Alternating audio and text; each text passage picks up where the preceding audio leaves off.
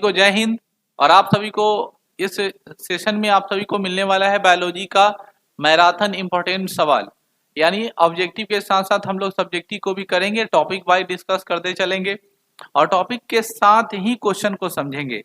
तो आज आपके सामने सबसे पहला क्वेश्चन जैसा कि दिखाई दे रहा है, वो क्वेश्चन कहता है कि जैव प्रक्रम किसे कहते हैं। क्लियरली बच्चों, इस चीजों को हमने कितना बार डिस्कस किया है। जैव प्रक्रम होता क्या है? जैव प्रक्रम को अंग्रेजी में बोलते हैं लाइफ प्रोसेस। जैव प्रक्रम मतलब जीवधारियों के शरीर में होने वाली, यहाँ लिखा हुआ है, जीवधारियों के शरीर में होने वाली वे सभी प्रक्रिया जिसके कारण उनका अस्तित्व कायम रहता है, टाइपिंग मिस्टेक है, जिनके कारण उनका अस्तित्व कायम रहता है, जैव प्रक्रम कहलाता है। अस्तित्व का मतलब क्या होता है? अस्तित्व का मतलब होता है, जैसे मान लीजिए मानव है, तो अगर मानव अपने जैसा संतान की उत्पत्ति नहीं करेगा, मानव अपने जैसा संतान की उत्पत्ति तभी कर सकता है जब वो जनन करेगा, और जनन करने के लिए उसके शरीर में शुक्राणु की होना आवश्यकता है, शुक्राणु होने के लिए पोषण करना आवश्यकता है, पोषण तभी कर पाएगा जब वो सांस लेगा, मतलब सांस तभी ले पाएगा जब परिवहन बॉडी में हो रहा है। कहने का मतलब क्या कि जीवों को अपना अस्तित्व कायम करने के लिए विभिन्न प्रकार की क्रियाएं करनी पड़ती है, और जो जीव वह विभिन्न प्रकार की क्रिया करता है उसे ही जैव प्रक्रम के अंतर्गत रखा जाता है। तो सवाल आता है कि जैव प्रक्रम किसे कहते हैं? जवाब में देते हैं, जीवधारियों के शरीर में होने वाली वे सभी प्रक्रिया जिनके कारण उनका अस्तित्व कायम रहता है, उन्हें क्या कहते हैं? जैव प्रक्रम कहते हैं। जिनको भी पीडीएफ चाहिए इसका, वो इस पे नंबर पर मैसेज करेंगे 8409723275, 8409723275, और कुछ नॉर्मल सा फी दे करके, बहुत रेयरली फी होता है, उसको दे करके आप पीडीएफ को एक्सेप्ट कर सकते हैं। तो मैं कहूँगा, अगर आप चाहते हैं अपने मैट्रिक के एग्जाम को बहुत ऊंचाइयों तक ले जाना, एग्जाम में एक अच्छा स्कोर करना, तो आप इस तरह से क्वेश्चन को कर सकते हैं। चलिए हम लोग आगे बढ़ते हैं। जैव प्रक्रम में क्या हो सकता है? तो पोषण हो सकता है, श्वसन हो सकता है, उत्सर्जन हो सकता है। प्रकाश संश्लेषण जैव प्रक्रम है कि नहीं बच्चों? पेड़ पौधे के लिए प्रकाश संश्लेषण भी अपने आप में जैव प्रक्रम है, क्योंकि प्रकाश संश्लेषण के द्वारा पेड़ पौधे अपना भोजन बनाते हैं। और पेड़ पौधे में भी अगर डेवलपमेंट की जो बात आती है वो कहाँ से आती है? तो जैव प्रक्रम से ही आती है। तो अगर प्रकाश संश्लेषण नहीं करेंगे तो उनका भी अस्तित्व रुक जाएगा, इसीलिए प्रकाश संश्लेषण को जैव प्रक्रम कहेंगे। यह बहुत इंपॉर्टेंट बात है। चलिए हम लोग अगले क्वेश्चन की तरफ बढ़ते हैं। अगला क्वेश्चन आता है, ध्यानपूर्वक समझिएगा। अगला क्वेश्चन है आपके सामने, पोषण क्या है? बच्चों पोषण क्या है इसके बारे में समझिए। पोषण के बारे में जब हम लोग जानते हैं तो हमें पता चलता है कि यह जो आपका पोषण है, यह जो आपका पोषण है बच्चों, पोषण का अर्थ ही होता है जब आप अपने बॉडी के अंदर, जब आप अपने बॉडी के अंदर भोजन को लेते हैं। जब कोई भी जीव अपने शरीर के अंदर भोजन को ग्रहण करता है, तो जब कोई जीव अपने शरीर के अंदर भोजन को ग्रहण करता है, भोजन को लेने की प्रक्रिया को ही क्या कहते हैं? पोषण कहते हैं। ये तो हुआ शॉर्ट बात। अब ऑथेंटिक बात में बच्चों हम लोग चर्चा करते हैं। तो यहाँ पे लिखा हुआ है पोषण क्या है? जवाब में देते हैं, पोषण एक जटिल प्रक्रिया है जिसके अंतर्गत कोई भी जीवधारी भोजन ग्रहण करता है, भोजन ग्रहण करता है। पोषण एक जटिल प्रक्रिया है जिसके अंतर्गत कोई भी जीवधारी भोजन ग्रहण करता है। पोषण एक जटिल प्रक्रिया है जिसके अंतर्गत कोई भी जीवधारी भोजन ग्रहण करता है, जिससे शरीर, जिसके द्वारा, ये टाइपिंग मिस्टेक है, जिसके द्वारा शरीर की रचना होती है, टूट फूट की मरम्मत होती है, टूट फूट की मरम्मत होती है, टूट फूट की मरम्मत होती है, एवं अन्य सभी जैविक क्रियाओं का संचालन एवं नियमन होता है। पोषण क्या है? तो पोषण वह जटिल रासायनिक अभिक्रिया है, वह जटिल रासायनिक क्रिया है जिसके अंतर्गत कोई भी जीव भोजन ग्रहण करता है। उसके अलावा, है ना, जिसके द्वारा शरीर की रचना होती है, टूट फूट की मरम्मत होती है, उसके अलावा उनके शरीर के विभिन्न प्रकार की जैविक क्रियाओं का क्या होता है? संचालन होता है और नियमन होता है। नियमन कहने का मतलब कंट्रोल होता है। जैसा फॉर एग्जाम्पल, अगर हम आंख को ऊपर नीचे कर रहे हैं, हमारा हाथ आगे बढ़ रहा है, रुक रहा है, तो एक तरह का कंट्रोल है। और कंट्रोल होने के लिए भी ऊर्जा की आवश्यकता होती है, और ऊर्जा कहाँ से आता है? पोषण से आता है। तो अगर आप न्यूट्रिशन अर्थात पोषण अगर टाइम से नहीं करते हैं तो आपको क्या हो जाएगी? इस तरह की चीजों से आपको परेशानी का सामना करना पड़ सकता है। तो अगर आप चाहते हैं कि न्यूट्रिशन आपका बहुत अच्छा हो, अगर आप चाहते हैं कि न्यूट्रिशन अच्छा करना, तो आपको क्या करना चाहिए? इन सभी चीजों का ध्यान रखना चाहिए। चलिए आगे हम लोग बढ़ते हैं अगले क्वेश्चन की तरफ। आपका अगला क्वेश्चन कहता है, यहाँ पे क्लियरली बहुत अच्छा क्वेश्चन, बहुत वीवीआई क्वेश्चन है बच्चों, स्वपोषी। अब यहाँ पे आ गया स्वपोषी और विषमपोषी। तो सबसे पहले हम लोग जीवों के बारे में समझ लेते हैं ये स्वपोषी होता क्या है। स्वपोषी को अंग्रेजी में ऑटोट्रॉफ कहते हैं बच्चों, और स्वपोषी का अर्थ होता है जब कोई जीव अपना भोजन स्वयं बनाता है। इस धरती पर जितने सारे जीव है उसमें केवल हरे पेड़ पौधे ऐसे जीव होते हैं जो केवल अपना भोजन स्वयं बनाते हैं, अन्यथा कोई दूसरा जीव अपना भोजन नहीं बनाते हैं। तो जो जीव अपना भोजन स्वयं बनाते हैं उसे स्वपोषी कहते हैं, और जो जीव दूसरे पर निर्भर रहते हैं उसे विषमपोषी या पारपोषी के नाम से जानते हैं। हालांकि पोषण के दृष्टिकोण से जीवों को 3 भागों में बांटा गया है, जो हम लोग आगे पढ़ेंगे। अभी आपके सामने एक क्वेश्चन है बच्चों कि स्वपोषी और विषमपोषी में क्या अंतर है। तो जब हम लोग बात करते हैं स्वपोषी और विषमपोषी में अंतर की, तब कहता है कि स्वपोषी एक ऐसा जीव है, ध्यान से सुनिएगा, स्वपोषी एक प्रकार का ऐसा जीव है जिस जीव के द्वारा, स्वपोषी एक ऐसा जीव है जो बताता है कि केवल हरे पेड़ पौधे में पाया जाता है, जबकि विषमपोषी हरे पेड़ पौधे के अतिरिक्त अन्य सभी जीवों में पाया जाता है। आप ऐसे समझ लीजिए कि स्वपोषी और विषमपोषी में अगर आपको अंतर करना है तो आप इतना सीधा सा समझिए कि स्वपोषी ऐसा जीव है जो अपना भोजन स्वयं बनाता है, विषमपोषी ऐसा जीव है भोजन के लिए दूसरे पर निर्भर रहता है। स्वपोषी जीवों में प्रकाश संश्लेषण की प्रक्रिया होती है, विषमपोषी में प्रकाश संश्लेषण की प्रक्रिया नहीं होती है। स्वपोषी जीवों में बच्चों वो क्या होती है कि केवल हरे पेड़ पौधे में होता है, जबकि विषमपोषी हरे पेड़ पौधों को छोड़कर सभी में होता है। उम्मीद है आपको यह समझ में आ रहा होगा, एक साथ याद कर पा रहे होंगे। और अगर चीजों को कंठस्थ करना चाहते हैं, आप चाहते हैं कि आप क्लास में पढ़ें और आपको सब चीज याद हो जाए, तो बस बुआ एक ही बात कहेंगे, 5 ही क्वेश्चन का वीडियो देखो, अच्छे से समझो। और हाँ, जीवन में कभी किसी एक आदमी को फॉलो करना चाहिए। अगर आपको कोई अच्छा चैनल लगता है तो आप वहां जाकर फॉलो करो, उसी के बातों को ज्ञान एब्जॉर्व करो। जब एक ही बार 3 4 5 लोगों, कभी इसका देख लेते कभी उसका देख लेते, तो आपका दिमाग थोड़ा नर्वसनेस की तरफ बढ़ेगा।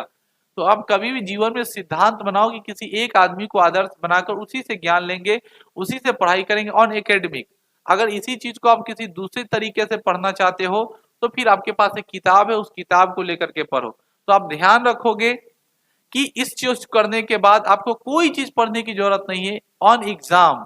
फिर कॉम्पिटिटिव लेवल आपको सारा पढ़ना पड़ेगा। एग्जाम में जितना सारा क्वेश्चन पूछता है वह सारे इंपॉर्टेंट क्वेश्चन का मैं समावेश आप सभी के साथ लेकर के आ गया हूं। बच्चों अगले क्वेश्चन की तरफ बढ़ेंगे, और अगला क्वेश्चन क्या कहता है ध्यान से सुनो। जैसा कि मैंने आपको बताया था कि स्वपोषी पोषण का यहाँ अगला पार्ट है, देख सकते हो स्वपोषी पोषण का अगला पार्ट में यहाँ पर लिखा भी हुआ है कि स्वपोषी पोषण में कार्बन डाइऑक्साइड, सूर्य प्रकाश की जल आवश्यक है, जबकि विषमपोषी में नहीं होता। इसका नॉर्मल सी बात है कि स्वपोषी पोषण के लिए कार्बन डाइऑक्साइड, सूर्य का प्रकाश, जल आवश्यक होता है, जबकि विषमपोषी के लिए नहीं होता है। इसका एकमात्र कारण है कि उसमें प्रकाश संश्लेषण की प्रक्रिया होती है, इसमें प्रकाश संश्लेषण क्रिया नहीं होती है। स्वपोषी पोषण में भोजन पाचन की आवश्यकता नहीं होती। सबसे इंपॉर्टेंट बात कि स्वपोषी पोषण जो होता है उसमें भोजन पाचन की आवश्यकता नहीं होती है। स्वपोषी पोषण में कोई भी जीव भोजन नहीं पचाता है, जबकि विषमपोषी पोषण में भोजन पचाना ही पड़ता है।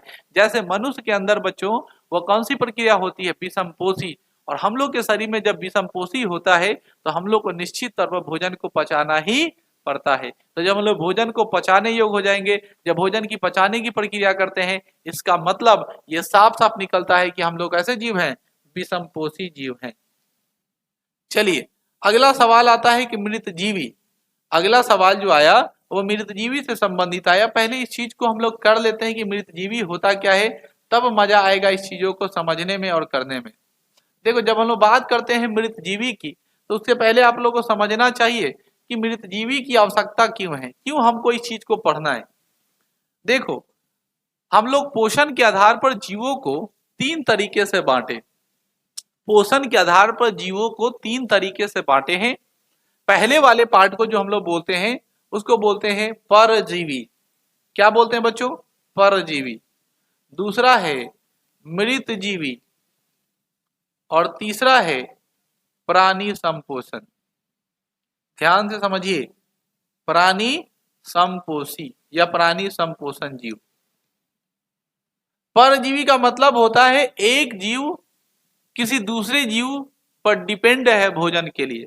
जब एक जीव दूसरे जीव पर भोजन के लिए डिपेंड है, निर्भर करता है, वह कैसा है? परजीवी है। लेकिन वो भोजन जो ग्रहण करता है वह संपर्क में रहकर करता है। क्या करता है? भोजन किसी दूसरे जीव के संपर्क में रहकर करता है, उसे परजीवी कहते हैं।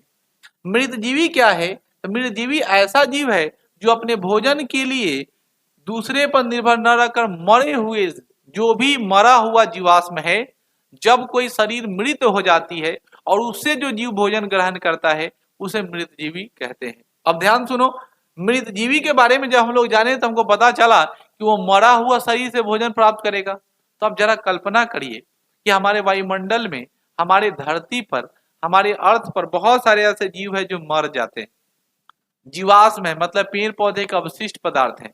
अब अगर वो उसी तरह रहेगा तो कितना ज्यादा प्रदूषण फैलेगा।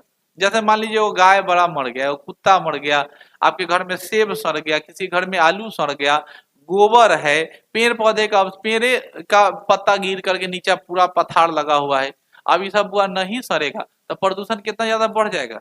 लेकिन आप लोग देखते हैं गोबर कहीं पड़ा है, कुछ दिन बाद सड़ गया, पत्ता कहीं पड़ा है, कुछ दिन बाद सड़ गया, और सारा विभिन्न क्रियाकलाप है उसको हम लोग छोड़ते जाते हैं और सब क्या होता है? सड़ता ही जाता है। तो कुछ समय बाद आप देखते हैं कि आलू रख दिए, सड़ल था, कुछ दिन बाद गया था, देखे आलू गायब हो गया था, क्या हो गया? वो तो सड़ गया। देहाती भाषा में बच्चों कहते हैं पिलुआ फट जाना। क्या फट जाना? पिलुआ फट जाना। तब वो ऐसा जीव होता है जो ऑटोमेटिक उसमें उत्पन्न हो जाता है, उसी जीव का नाम है मृतजीवी। अब सवाल पूछा कि मृतजीवी को आप घटक क्यों कहते हैं? तो हम लोग देखते क्या है आंसर में, समझिए। क्योंकि जंतु एवं पौधों की मृत्यु के बाद कोई जंतु, कोई जानवर और पौधे, मतलब कोई भी पौधे का भाग जब मर जाता है, पौधा जब सूख जाता है, तो चूंकि जंतु एवं पौधों की मृत्यु के बाद उनके मृत शरीर को मृतजीवी सड़ा गलाकर उनको मूल तत्व में बदल देते हैं। मृतजीवी क्या करता है? तो उसको सड़ा गलाकर उसको मूल तत्व में बदल देता है। और जब उसको मूल तत्व में बदलता है तो ऐसे मूल तत्व पुनः मिट्टी में प्रतिस्थापित हो जाते हैं, और यही चक्र, ठीक है ना, पुनः मिट्टी में क्या हो जाते हैं? प्रस्थापित। जैसे फॉर एग्जाम्पल, जैसे मान लो कि ये तुम्हारे पास एक पौधा है, आप ऐसे समझो तब आप लोग को ज्यादा समझ में आएगा। मान लीजिए आपके पास एक पौधा है, तो पौधा को डेवलप करने के लिए बच्चों क्या होगा? ये आपके पास पौधा है, इस पौधा को डेवलप करने के लिए वो जमीन से क्या करेगा? कुछ ना कुछ तो पोषक तत्वों को नीचे से टानवे करेगा। और जब कुछ ना कुछ पोषक तत्वों को जब नीचे से टान रहा है, ठीक है, इसका मतलब यह साफ साफ है कि वह जमीन के पोषक तत्वों को लेकर के पौधा डेवलप कर रहा है। अब एक समय ऐसा आएगा कि उस पौधे में फूल आएंगे, एक समय ऐसा आएगा कि उसमें फल आएंगे, और जब ये फूल और फल जब आना शुरू होगा तब आप उसको लेकर के घर पर आइएगा। अब उसको क्या किए? रखे, और संजोग बस वो सड़ गया, या आप उसको खा लिए, आपके बॉडी में चला गया। तो उस जमीन की जो एनर्जी थी पौधे में आई, पौधे की एनर्जी फल में आ गया, फल को आपने खा लिया और आपके शरीर के अंदर चला गया। अब आप मर गए, कोई जानवर मर गया, तब कहाँ जाएगा? फिर मिट्टी में जाएगा, और मिट्टी में सड़ाने के लिए कौन बैठा हुआ? मृतजीवी, और उसको सड़ाएगा और फिर मिट्टी में आपको मिला देगा। मतलब माटी के देहवा बा, आप माटी में मिल गए। तो यह चक्र क्या हो रहा है? बराबर चल रहा है। लेकिन अगर मृतजीवी नहीं रहता तो क्या ये एनर्जी मिट्टी में मिल पाता? यह तो बाहर ही रह जाता। तो मृतजीवी क्या करता है? सड़ा गला कर उनको मूल तत्व में बदल देते हैं, मतलब जिससे जन्म लिया था, जहां से वह शुरू हुआ था वहीं फिर बदल दिया। यह चक्र प्रकृति में निरंतर चलता रहता है, यह हमेशा प्रतिस्थापित हो जाता है। यहाँ पे लिखा भी हुआ है। इस चीजों को आपको अच्छे से समझनी चाहिए। अगर आप इस चीज अच्छे से समझ जाते हैं तो आपको कोई प्रॉब्लम नहीं होगा। क्या है? ध्यान से समझिए। ये लिखता है कि उन्हें ग्रहण करते हैं और उन्हें उपयोग में लाते हैं, ग्रहण करते हैं और उपयोग में लाते हैं, और यही प्रकृति में निरंतर चलता रहता है। इसीलिए मृतजीवी को क्या कहते हैं बच्चों? अपघटक कहते हैं। बात समझ में आया? एक बार और मैं क्लियर कर दूं, अगर एक बार में करना चाहे कि मृतजीवी को अपघटक क्यों कहते हैं, 2 मार्क्स में बहुत इंपॉर्टेंट सवाल होता है बोर्ड के लिए, तब हम लोग जवाब देते हैं कि चूंकि पेड़ पौधे के या पेड़ पौधे और जंतु के मरने के बाद उनके मृत शरीर को, ठीक है ना, मृतजीवी क्या करते हैं? सड़ा गलाकर उनको मूल तत्व में बदल देते हैं, जो मिट्टी में पुनः प्रतिस्थापित हो जाते हैं।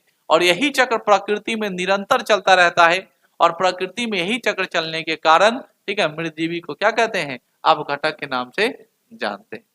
अगला क्वेश्चन आपकी स्क्रीन पर दिखाई दे रहा है, फ्लैश हो रहा है कि हरे पेड़ पौधों को स्वपोषी क्यों कहते हैं। बच्चों, हम लोग के सामने बहुत बड़ी चुनौती है कि हरे पेड़ पौधों को स्वपोषी क्यों कहते हैं।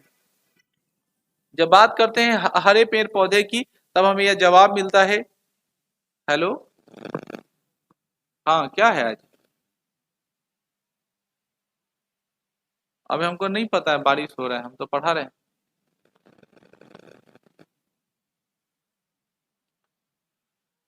देखो होता क्या है कि जब हम लोग बात करते हैं हरे पेड़ पौधे के बारे में, तो हरे पेड़ पौधों को स्वपोषी क्यों कहते हैं। देखो मैंने आपको साफ साफ बता दिया कि हरे पेड़ पौधे के बारे में जब जानते हैं तो पता चलता है कि हरे पेड़ पौधे ऐसा जीव होता है जो अपना भोजन स्वयं बनाता है। अभी अपना भोजन स्वयं बनाता है क्यों? क्योंकि प्रकाश संश्लेषण ही किया करता है। और अब मैंने आपको पढ़ा दिया पहले ही कि स्वपोषी जीव की यही विशेषता है कि वो प्रकाश संश्लेषण की प्रक्रिया करता है, वायुमंडल से कार्बन डाइऑक्साइड लेता है, जल को लेता है, पत्तियों के हरित लवक को लेता है और क्या करता है, भोजन बनाने की काम करता है। तो ये तो लिख रहा हूं मैं, चूंकि हरे पौधे में क्लोरोफिल पाया जाता है, जिसके कारण ये पेड़ पौधे सूर्य की प्रकाश की उपस्थिति में, ये क्या करते हैं, सूर्य की प्रकाश की उपस्थिति में, ध्यान समझिएगा, ये सूर्य की प्रकाश की उपस्थिति में क्या करते हैं, कार्बन डाइऑक्साइड को ग्रहण करते हैं। कार्बन डाइऑक्साइड को क्या करते हैं, ग्रहण करते हैं, और कार्बन डाइऑक्साइड को ग्रहण कर प्रकाश संश्लेषण की क्रिया करते हैं और कार्बोहाइड्रेट भोजन के रूप में बनाते हैं। इसलिए हरे पौधे को क्या कहते हैं, स्वपोषी कहते हैं। हरे पेड़ पौधों को स्वपोषी क्यों कहते हैं? तो चूंकि हरे पेड़ पौधे क्या होते हैं, सूर्य के प्रकाश के उपस्थिति में उनमें क्लोरोफिल पाया जाता है और ही क्लोरोफिल को लेकर के सूर्य के प्रकाश की उपस्थिति में प्रकाश संश्लेषण क्रिया करते हैं और भोजन के रूप में कार्बोहाइड्रेट बनाते हैं, मंड बनाते हैं, स्टार्च बनाते हैं, ग्लूकोज बनाते हैं, C6H12O6 बनाते हैं। इसलिए प्रकाश संश्लेषण क्रिया करने का हरे पेड़ पौधों को क्या कहते हैं, स्वपोषी कहते हैं। यह क्रिया पेड़ पौधों को छोड़कर अन्य जीवों में नहीं होता। मैं जानकारी के लिए बता दूं कि कोई भी ऐसा जीव नहीं है जिस जीव में प्रकाश संश्लेषण की क्रिया होती होगी। इकलौता एक ऐसा ही जीव है जिसमें प्रकाश संश्लेषण क्रिया होती है। तो आपको यह समझ लेनी चाहिए कि प्रकाश संश्लेषण क्रिया इकलौता करने वाला जीव कौन सा है, केवल हरे पेड़ पौधे। उसके बाद जितने सारे जीव है वह सब परपोषी के अंतर्गत आते हैं। चलिए, उम्मीद है आप लोग को अच्छा लग रहा होगा सेशन। अगर आप मेरे चैनल पे नए हैं तो वीडियो को सब्सक्राइब करिए और मैं आपसे निवेदन करूंगा कि आप मेरे चैनल पर नए हैं तो वीडियो को ज्यादा से ज्यादा शेयर कीजिए और इसका आप लुत्फ उठाइए। आज का 5 क्वेश्चन हम लोग कर चुके हैं कंप्लीट। अगले क्वेश्चन के साथ फिर नेक्स्ट डे, तब तक के लिए धन्यवाद। जय हिंद।